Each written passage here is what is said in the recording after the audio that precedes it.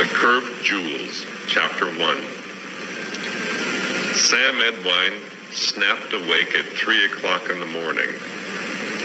His eyelids were forced apart by something inside his brain that wasn't exactly a dream, though it had chosen the medium of sleep to bring itself to his awareness. He'd been awakened a few times in the past with flashes of godlike insight, or what passed for such in the wee hours. But this was the first time he'd been roused by a pure emotion. It was sadness. Life's bleakness had reached such a pitch that tonight it had solidified into a physical sensation. It felt like a small axe blade inserted into the skin between the eyebrows. He somehow knew that he wouldn't sleep much in the foreseeable future, and the near future at least had become strangely foreseeable. But he was too sad to be astonished when he found himself making gestures in the direction of the telephone several seconds before it began to ring.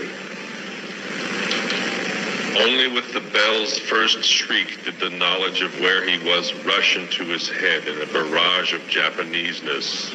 There were so many vanities and vexations, so many things that had to be done before the ringing could be stopped. He didn't want to wrench a knee.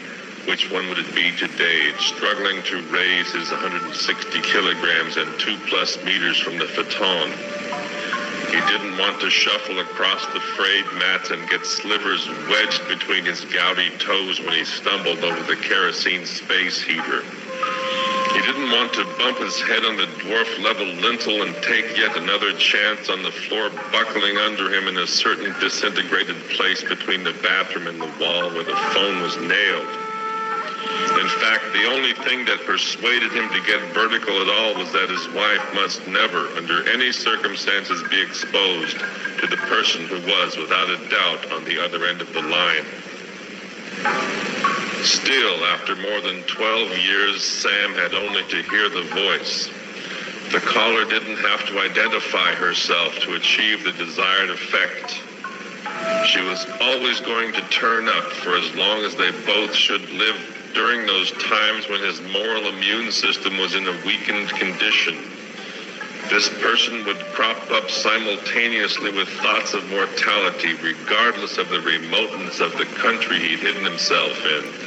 Whenever he was in a lifeless mood, her voice would sound in an electronic hiss only millimeters away from the skin of his brain, summoning him at 3 a.m. to join her in yet another bout of antisocial behavior.